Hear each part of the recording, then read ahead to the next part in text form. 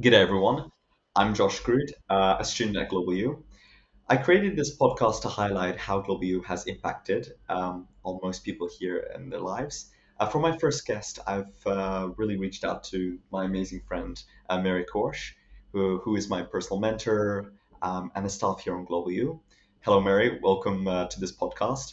Would you mind explaining a little bit more about who you are?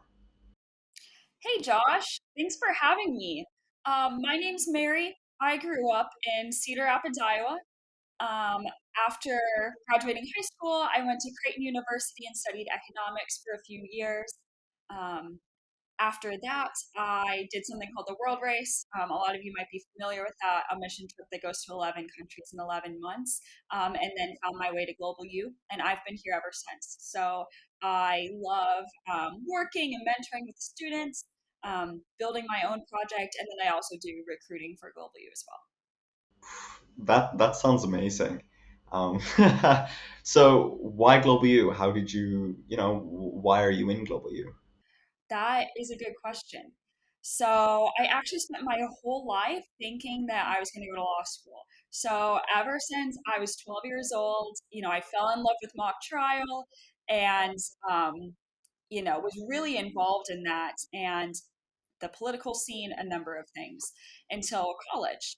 And I went to college thinking that I was going to study business.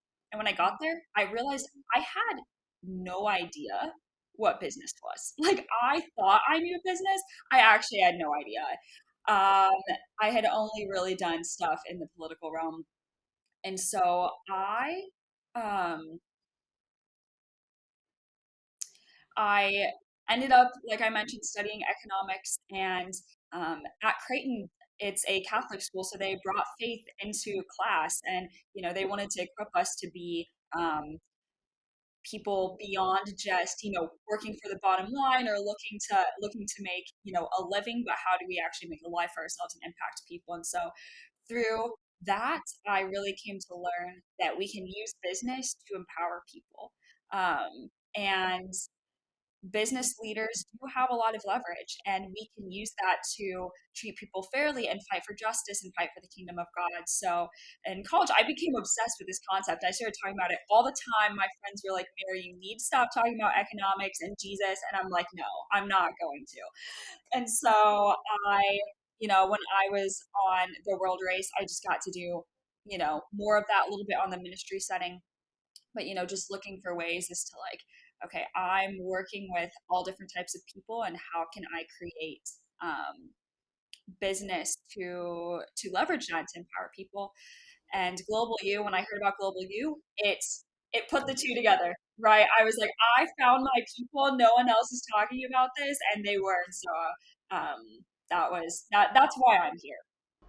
Wow, so a Christian entrepreneur in college, ever since that's a long, long time ago in high school as well.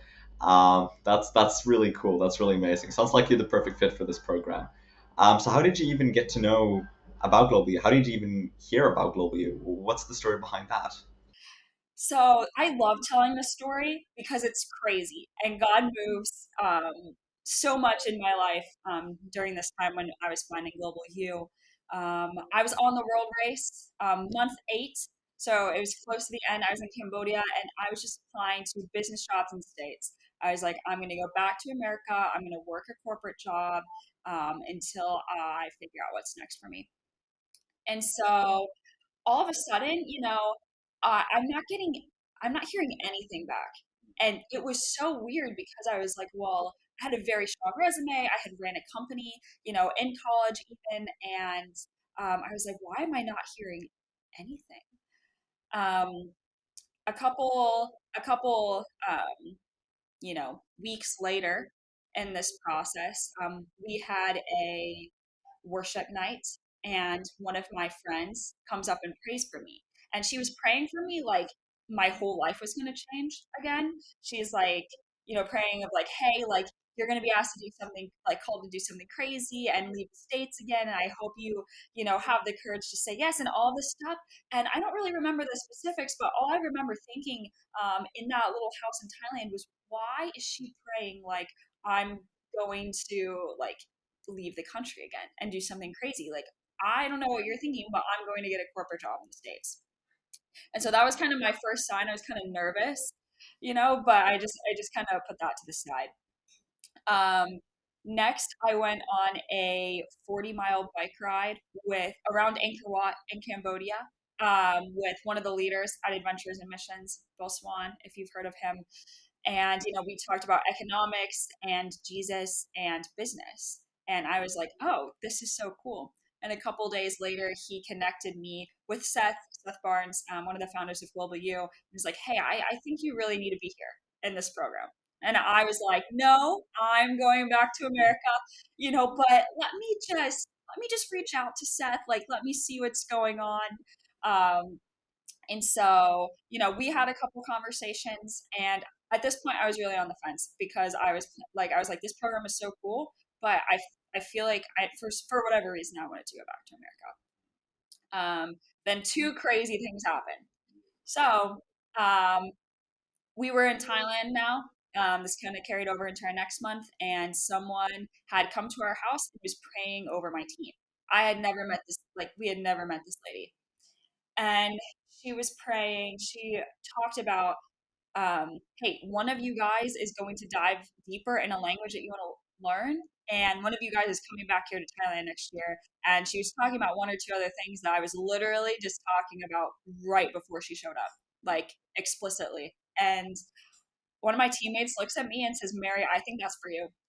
And, you know, the crazy thing is, that following year in Goldw, she was right. I dove deeper into Spanish. We spent 6 months in Spanish speaking countries. And then I also came back to Thailand with Goldw. So that was one crazy sign. And then, I'm still talking to Seth at this point, still on the fence, even though I'm having these crazy signs. And I was praying. I wrote 3 questions in my journal for God. I was like, okay, if I'm going to do this, I'm going to have to give up a lot. And I need you to give me a sign. So I actually have my journal over there. I wrote 3 questions and said, God, you need to give me a sign. I woke up the next day to a missionary, or 50 text messages from a missionary that I met in Nicaragua, explaining, or answering those 3 questions specifically. And so I called Seth the next day and said, I'm coming. Yeah. So crazy God moment. But it's cool to see how he moves and how he calls people to things. Oh yeah, for sure. It sounds like one after the other, God kind of explicitly telling you, "Hey, this is the next step. This is the next journey for you." And that's so amazing to hear that you're just listening to God's voice and actively going for it and reaching out. So, in terms of faith, I just want to ask this question. It sounds like these are just big miracles that have happened that have led you up to Global U. Are there any miracles that you have seen during this period or during Global U that have changed your opinion on God or perspective on God? Yeah, that's a big question. I mean, what I love about this Global U community is that we're encouraged, like God is real, and we want our students and our staff to live as the church and to pray crazy prayers and to seek God in crazy ways because He shows up. Like the stuff in the Bible just isn't for like 2,000 years ago. Like that, like God's here today and He's doing the same stuff. Um, One of my favorite stories, well, actually, I've seen a number of healings. Like, actually, Josh, you prayed over me with someone else in Nicaragua, and I was immediately cured of a headache that I've had for 2 weeks, which is cool. Um, One of my other favorite stories I'll tell, really like a brief version of, is that when we were doing prayer ministry in Spain, we came across someone who, he clearly couldn't walk. He had crutches. We had asked him, like, hey, do you want to try to walk? And he was like gripping his crutches. He wouldn't give them up. Um, he didn't appear to be Christian, in any way. I actually think he was from Morocco and he was probably Muslim. Um, but after my team prayed over him 3 times, he was so shocked. He kind of like moved his legs a little bit because he wasn't too engaged in the prayer. But then all of a sudden he's like, "Where did the pain go?" He's like asking us. He's like, "Tell me where it went. What happened? Where did it go?" And I was like, "Whoa, this is crazy." And so the man actually walked off without his crutches. He was in a car accident 6 months ago. has had surgeries, has not been able to walk since, definitely isn't fully recovered, and then after prayer just literally walk down the street. And so, I've seen a number of healings, but that's probably the biggest one. To see something, they talk about in the Bible, someone literally can't walk, and then with Jesus, they just get up and walk, and that's what happens. So, I love that our community is always pushing us to dive into God in the fullness of Him. Yeah. Wow. Yeah. I haven't heard about your Morocco story, so hearing this for the first time is also like really interesting and really cool to hear that. Yeah. So, I mean, we're having church tonight, and that's every Tuesday and Thursday at the moment. You know, how do you see Global U get connected with their faith? Is church really a big part of Global U? We've already heard stories of healings and faith and prayers. What about every day? How does Global U introduce the faith foundations as part of their education curriculum and also just everyday life?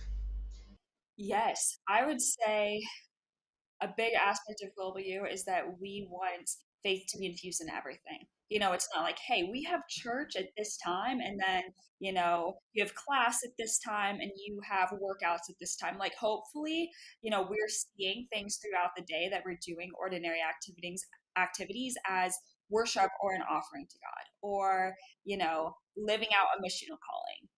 Or getting together with other people. And so, yeah, we do have, an explicit time for church where we come together, dive into the word, dive into worship, dive into prayer, all of those good things. But also we want our businesses to be ministry. Like that's a huge thing about Global U. It's like, okay, like yes, you can go hold orphans for an hour, or you can go, hand out food at a food bank, and do those like stereotypical nonprofit activities. But like your business that you're building in this program is hopefully going to change the world, and actually, love people. You have an opportunity to love people through that. Yeah, I think yeah, as you pointed out, it's a huge part of what Global U is, and it's something that cannot be done without. Okay, I kind of want to reverse the question a little bit on you personally right now.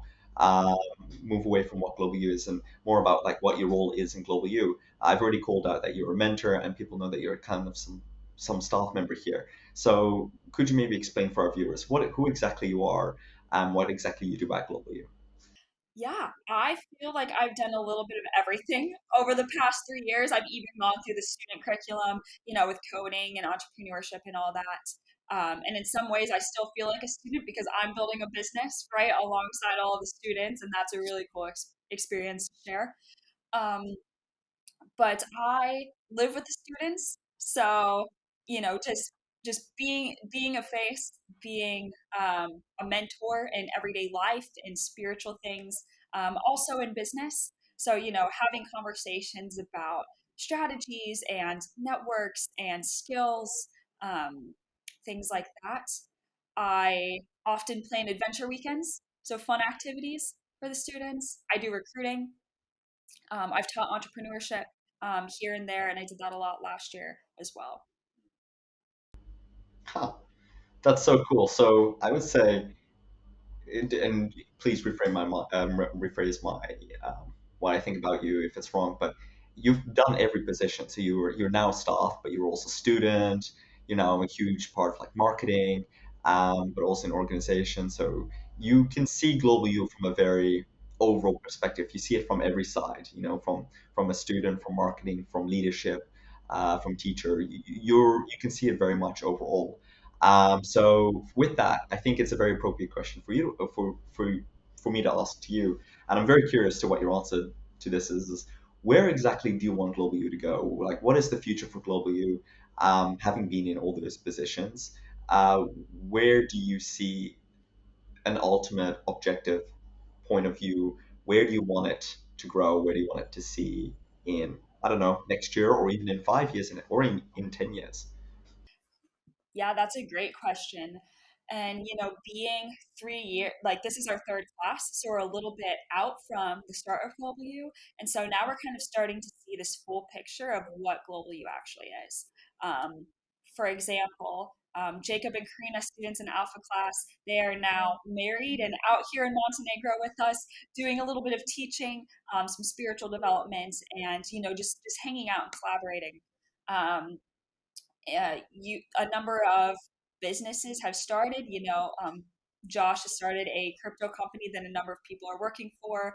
I'm writing a book that a number of I've hired a number of global youth students and staff to help me edit and just produce various content for my project. The global you girls from Alpha Class still talk every week on the phone, and sometimes I get on there too. And so, it's I think the future of global U is really an ecosystem. We've said this a couple times, in various places, but we are an ecosystem of a network of highly motivated people who want to change the world and take initiative, right? So, like, imagine like 10 years from now, we have a number of global youth students, we are all building businesses and impacting the kingdom and working for each other. Like, we can hire each other, work with each other. Um, if something comes up spiritually, pray for each other. I've seen that family aspect as well. That's huge. And so really just this network of people to do life with. Entrepreneurship, um, and traveling. Like, travel's a big part of global U, and being a Christian. Like, those are three things that are like all of those three things are like pretty involved. Like, you have to make a lot of sacrifices for, and it's difficult. And so, you know, we are all on that journey in different ways. And it's beautiful to have other people to understand and to do that with. I mean, I'm just looking at our future goals, and the way you've said that is describes it really perfectly. So maybe a bit more of a difficult question to ask. But what are some of the biggest challenges here at Goldw at the moment?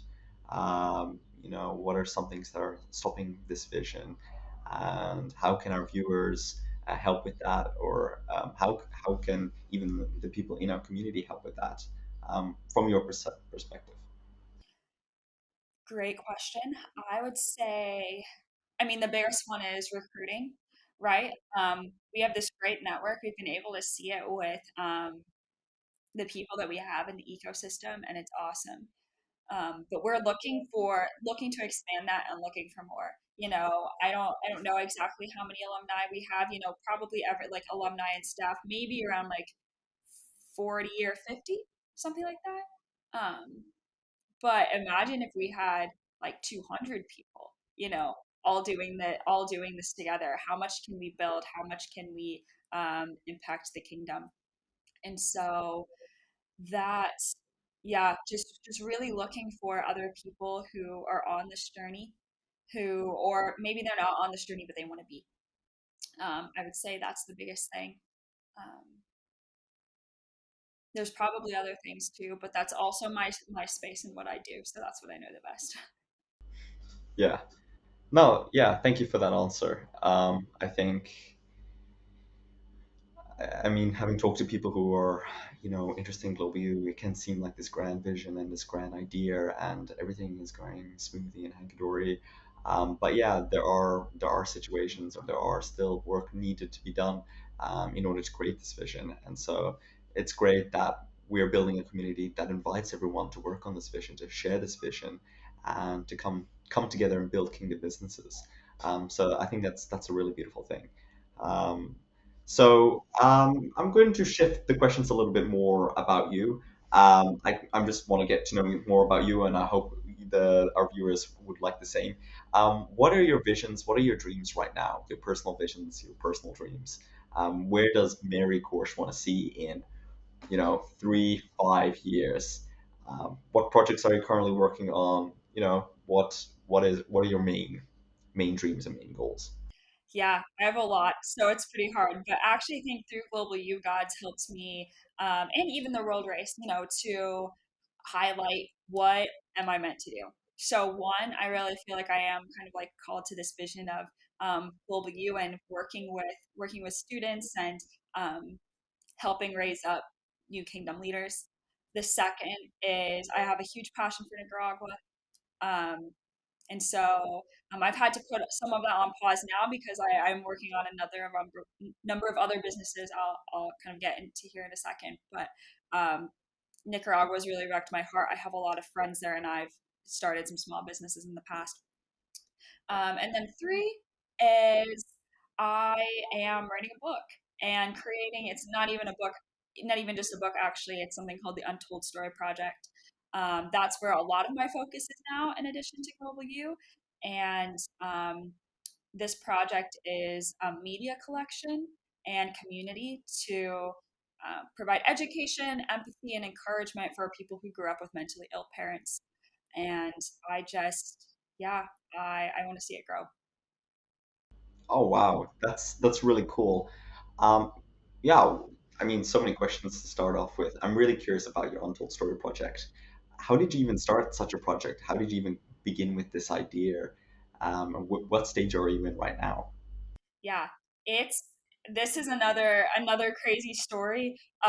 Also had a number of like other like miracles and prophecies that led to this, but I um, some of this is part of my personal story and experience as well, and I I felt compelled to show like who God is and what God is doing and create a place for people who feel alone in the circumstance. You hear about mental illness a lot and depression, anxiety, and all these things, but no one's talking about what it's like to grow up with parents who struggle with a variety of types of mental illness. Honestly, a lot of the problems you see today, even like homelessness or substance abuse or self harm, like all of these things, even apathy. So many things relate to mental illness and growing up in an environment where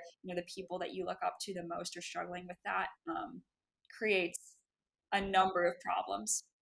And so after interviewing a lot of people, reflecting on my own experience, talking to my friends, like education, empathy, and encouragement are the three things that I really feel people need. And so just want to be a voice and a place for people to talk about those things. Yeah, that's beautiful. Um, wow. Yeah, it's very beautiful to work on a project that is very needed.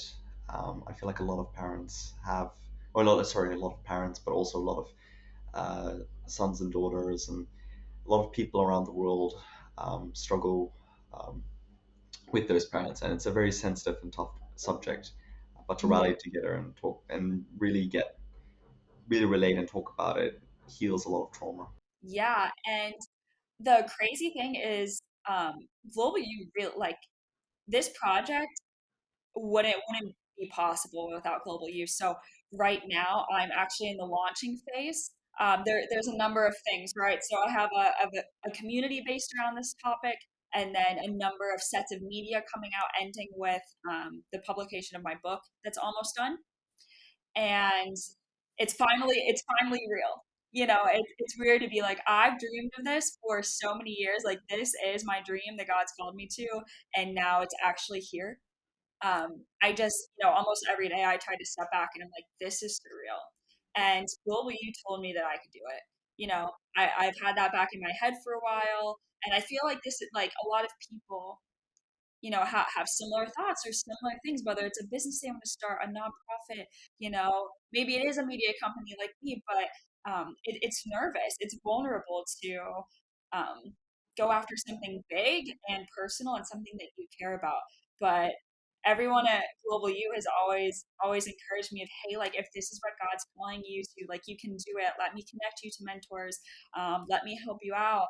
And um, being in an environment where other people are doing the same thing and just going after it has made all the difference. So I'm very thankful, and this project's taken a while. I've been working on it for 3 years and I'm finally launching it.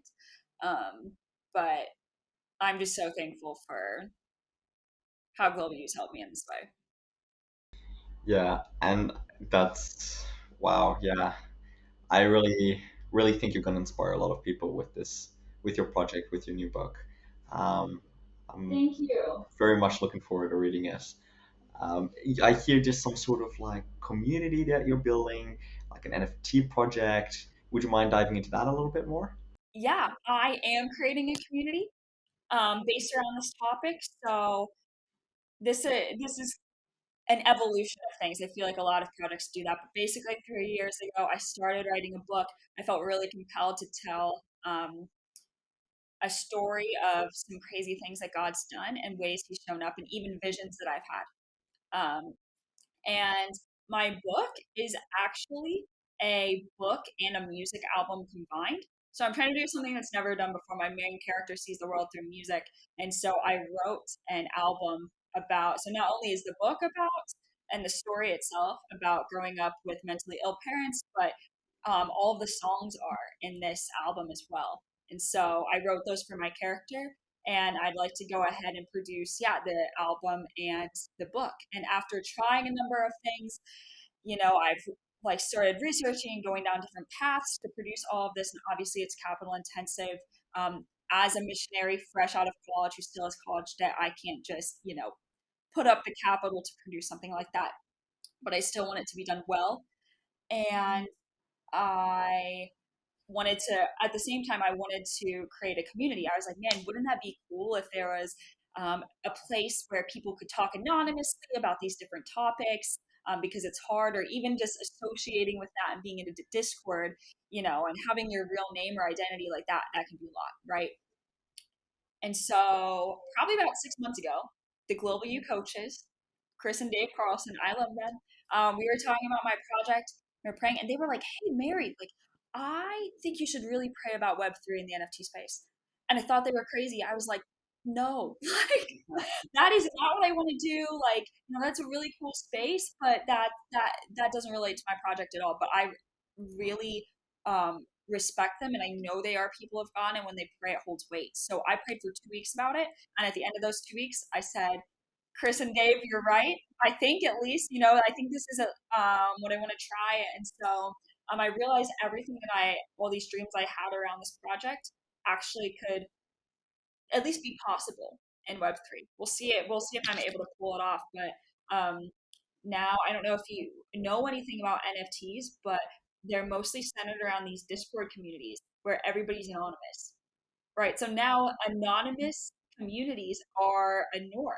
Where if I said that 2 years ago, people would be like, what are you talking about? So I've gone ahead and I'm in the process of creating. I just launched it. It's pretty new, but a Discord community where we can chat about these topics and put different resources and educational pieces and such. And I'm going to be hosting nights where where we just come together and chat about anything, probably related to these topics. And then, looking to produce these other larger pieces of media, like my songs and such. Um, I'm actually going to use NFTs as a cash flow or investment model. So, you there's another layer to the community where you buy into the art, into the NFT project, and that actually produces the songs I'm creating, and also when the book comes out. So yeah, it's a lot of things that have never been done before, and I'm still learning every single day. But honestly, I like this is my dream, right? It doesn't matter how much work it takes. I just want to do it. Crazy. Like this is a huge project in and of itself. So not only are you building, your NFT community, you're also trying to write and launch your book with Untold Story projects, and with that, with your NFT community, and of course, working for Global U and being a teacher and mentor, and on doing the marketing side. It sounds like you just have multiple like full-time jobs. How do you stay so organized? I do. I have a lot going on right now. you know, I would say one is that I'm just a highly motivated person. That really helps me. Like I think especially if you can see God in what you're doing, that there is a deeper motivation there. So for me, I'm always trying to see God in my work and to see purpose. Because and Global U and the Untold Story projects, like these are things I love. Like it's not work for me. to meet with you guys. It's not work for me to write. Like there's nothing else I'd rather be doing.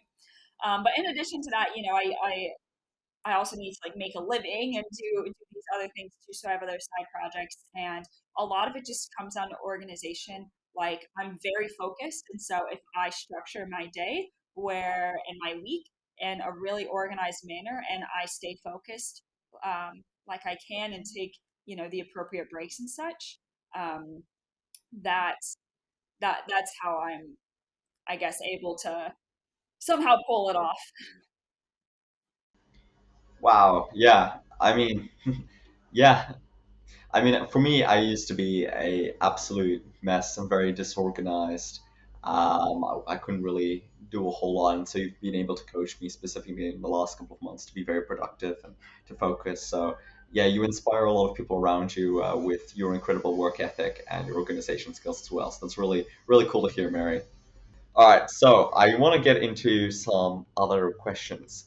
Specifically, I want to ask questions more about your other side besides your work life. You know, you're working three like full-time jobs at least, I would say at the moment, maybe for a Byzantium as well. Which, by the way, congratulations. Thank Uh, you. what is it? What is it like to be a nomad? Because you're doing all these jobs, but you're also just traveling full time, and you're constantly living in new countries and experiencing different cultures. Yeah, what is that like to be a full-time nomad with four jobs? Um, how has that kind of influenced your life? Yeah, if you would have asked me, in high school or even college, if I'd be a nomad, I would have laughed and just said, "You're crazy." I never imagined myself here, but basically, I feel like I used to plan my life so much.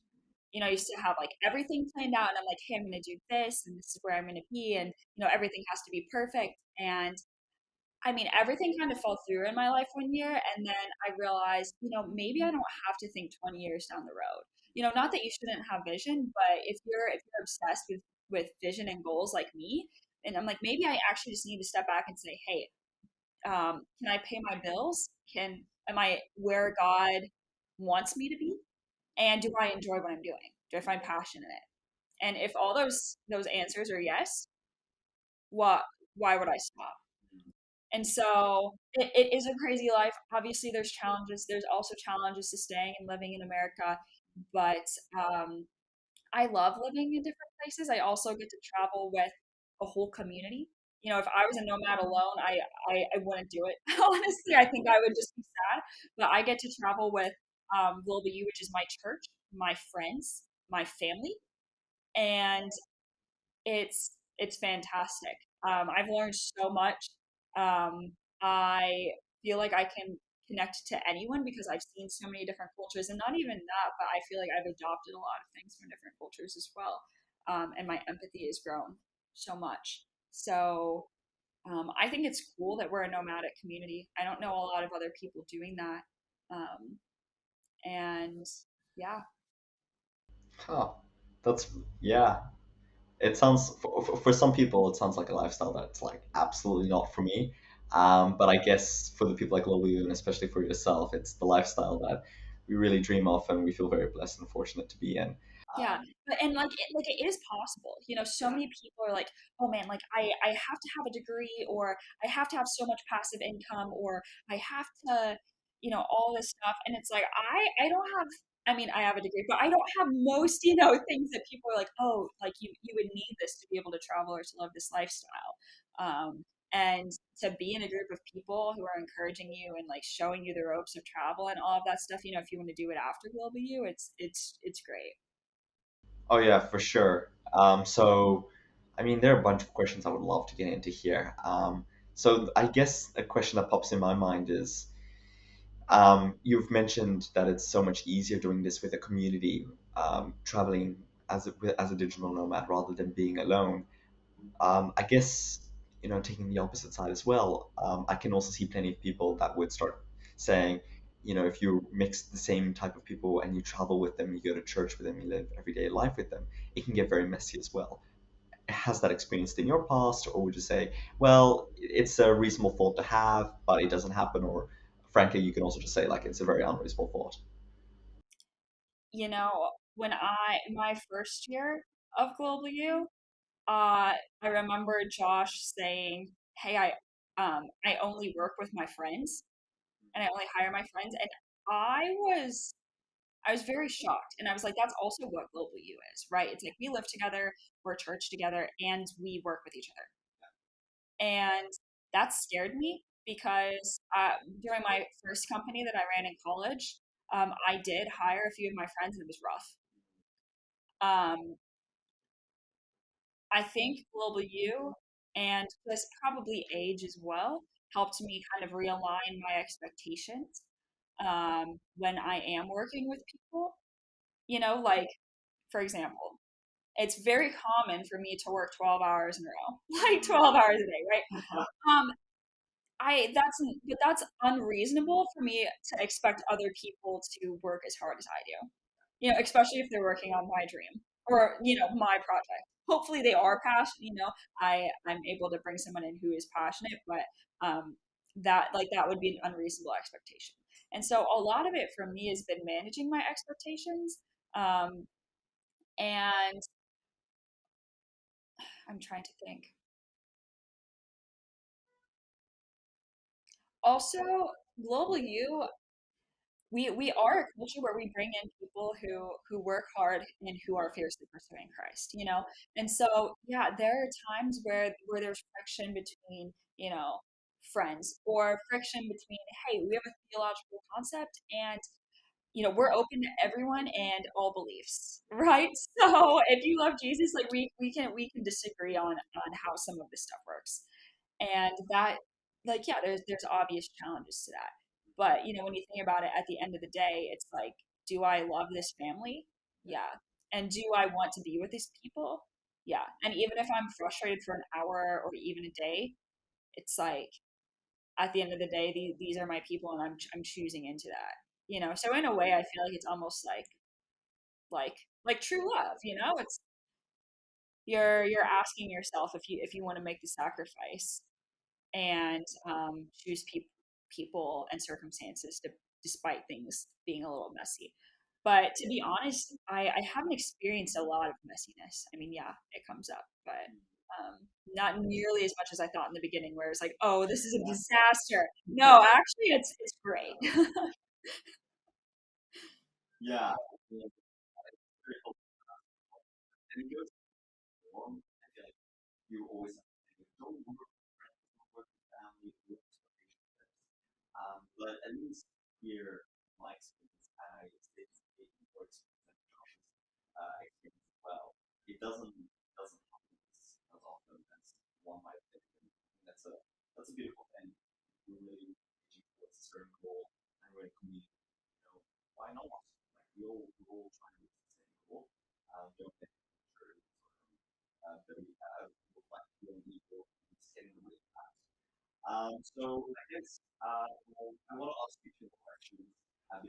Of course.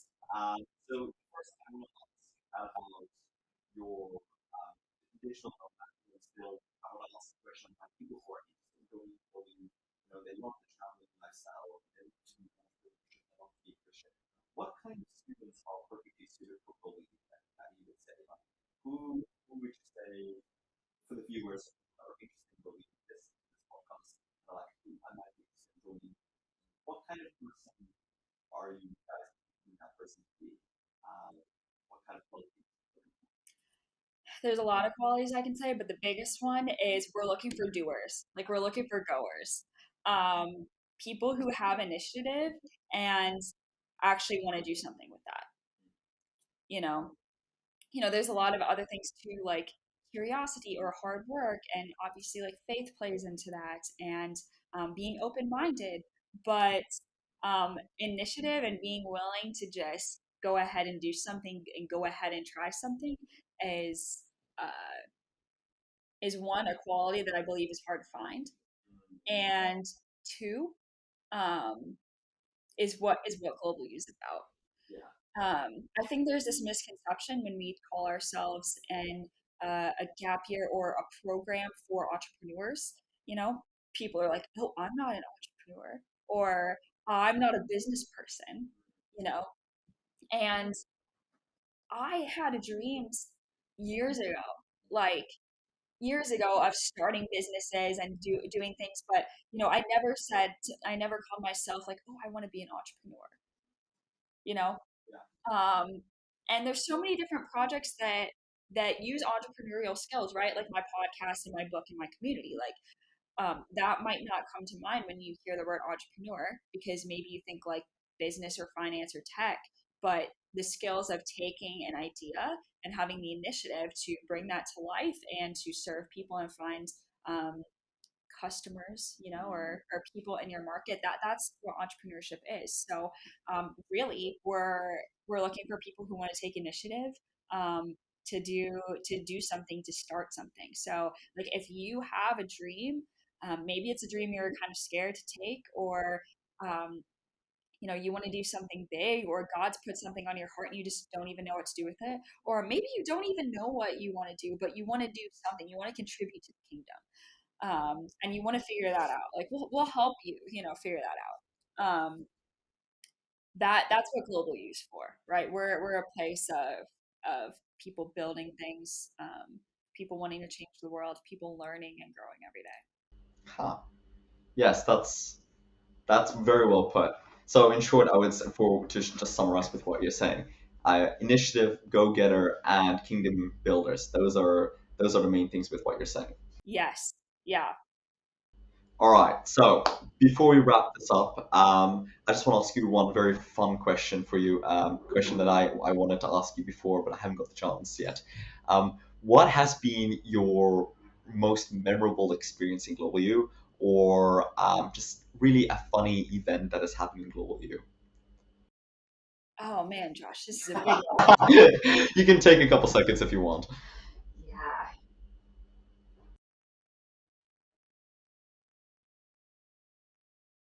I've had so many memories, so many good memories. Um, it's hard to choose one. A few came to mind. Um, all right. All right. I'll say two things. One, I hosted tapas night.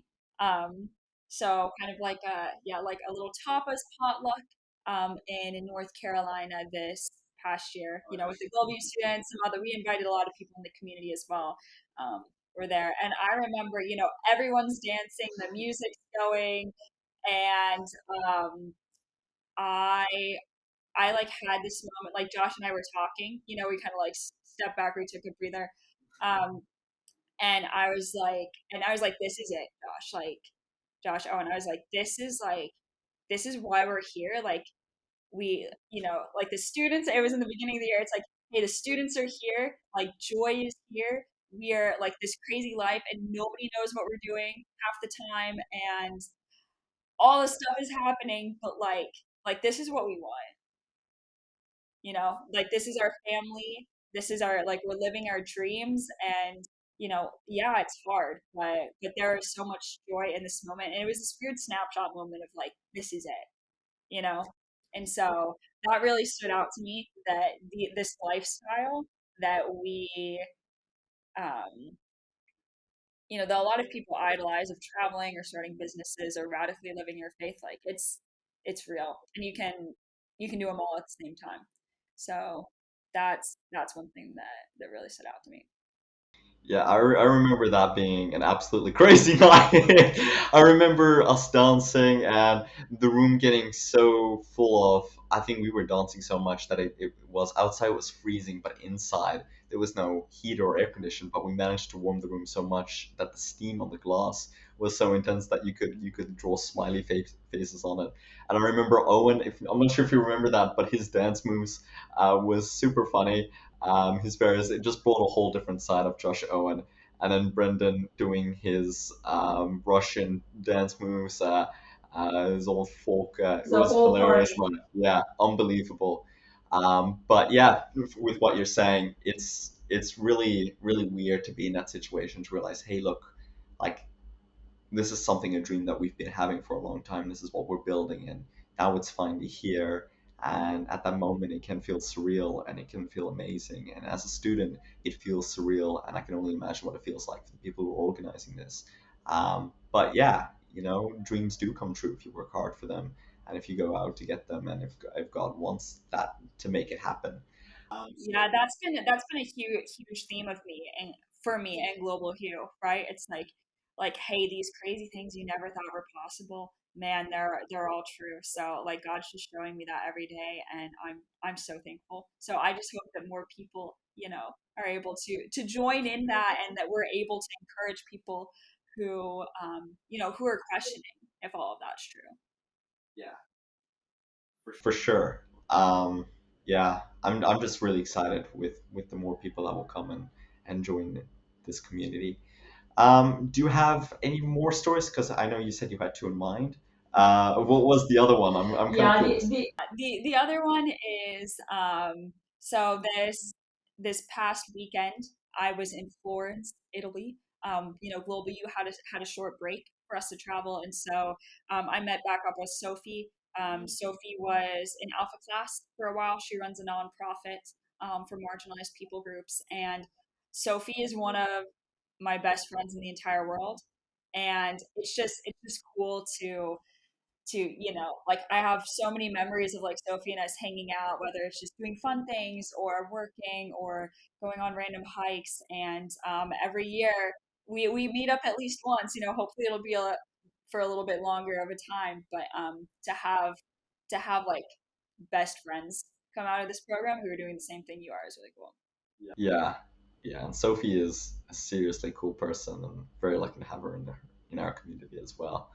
Um, yeah, because remind me again, what does she do? Because she's one of your close friends. You said she is like working for a marginalized people groups. Yes, yeah, she runs a nonprofit that creates learning materials for marginalized communities like the Rohingya people or Ukrainians now, actually, um, Afghan refugees, a number of different, mostly refugees, but different people groups.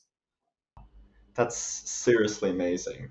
Uh, yeah, great role model to have in our community. Well, Mary, I just want to thank you so much for taking the time out of your very busy day and very busy schedule to just hop on this podcast and explain a bit about yourselves. It's been a real blessing to have you here. Are there any things our viewers and I can be praying for or can bless you with? Um, I would just say, um, just continued energy and connections for the things that we're building. Obviously, like I'm in a season where I'm really passionate about the things that I'm doing. I'm very blessed, whether that be Global U or the Untold Story Project. Hey, thanks for listening to this podcast. I hope this podcast has brought something out of inside of you, is maybe inspired, or maybe you've heard some more stories. Thank you so much for our guest Mary, who has been incredible to take the time out of her busy day to explain more about who she is and what she does and her passions and her visions.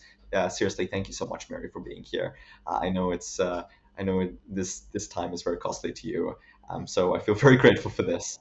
I just want to thank our viewers for listening once again and keep on the lookout for even more podcasts to talk to you more in the future. All right. Thank you, everyone.